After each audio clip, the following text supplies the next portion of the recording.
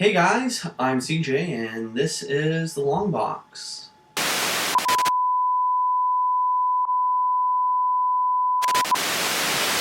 Alrighty, so first bit of business, the Long Box will be getting a new name titled Hidden Comics. The main reason for this is because we'll be focusing on more obscure titles like the Zenscope comics, Earth 2, Ultimate Universe Marvel, stuff like that. So when those stuff comes out, and there's a lot of it, we'll be reviewing that from now on.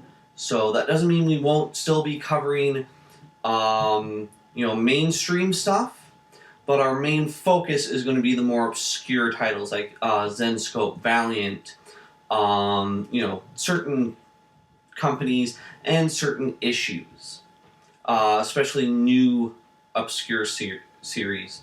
So with that being said, this week we've got 3 reviews. We've got Batman and Robin Villains Month issue, so Two-Face. We've got Doctor Who, Prisoners of Time issue 8. I know it's a week late, but Diamond screwed up, so not really much I could do there. And X-Men Battle for the Atom, Chapter 1. So I guess I'll do X-Men Battle for the Atom. This book, I have to say, I did like it. I do feel that there are certain things that could have been improved. One of the things I do like is they start to explore more with the crossing time periods, because young Scott stops breathing, and then the older Scott, or present-day Scott, disappears forever. It ends with a very interesting event where the future team X-Men show up and they're like, hey, hold on, let me tell you this story, and it just ends. So with that being said, this issue, really good. I wouldn't say go pick it up right away, but if this is a series you plan on following, definitely go pick it up. Right now, I'd say pick it up if you see it. One thing I will say, though, I would actually use this to introduce someone into X-Men. So for that, I give it huge props. Okay, so next up is Doctor Who issue 8 for Prisoners of Time.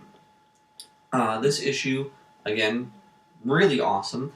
One of the things I would say about this one is the same with the Battle for the Atom. I would actually use this to introduce people to Doctor Who. But anyways, so the story starts off about a month after the Doctor Who TV movie. So if you haven't gone and watched that, you might want to go watch it, just so then that way you're not completely confused as to who Grace is and who the 8th Doctor is and all that. The story, they've taken bits and pieces from 8th Doctor Big Finish Adventures, which I would definitely highly recommend you go pick up, from Patrick Troughton's Crotons, the Crotons adventure, and from one of the Tom Baker adventures, which is kind of escaping me at this moment. Overall, really great issue. There are a lot of callbacks to older Doctor Who events. One thing I will say, though, is the ending was kind of disappointing, but I understand that we have to cover at least all of the current Doctors, so fine, I understand that. But at the same time, it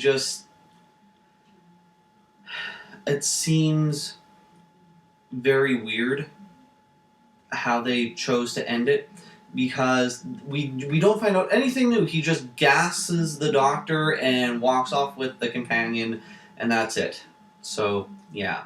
And of course, last but certainly not least, Batman and Robin issue 23.1, or Two-Face issue 1.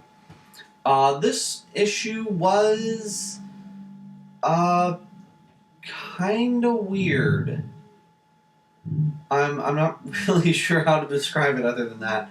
It's pretty much we get very good insight into how Harvey Dent's mind works as Two-Face, and we really do see just how much the coin can either work for him or work against him. He briefly joins the secret society, and they say, "Oh, well, we want you to join us," and he says, "Okay, I'll join," but the coin calls the shots, and they're like, "Okay," and they all think it's really weird, and yeah, that's not really much to say other than that. So this one, pick it up if you see it. It is part of Villains Month, but yeah, not really something I'm gonna be like, oh yeah, you guys have to go buy this.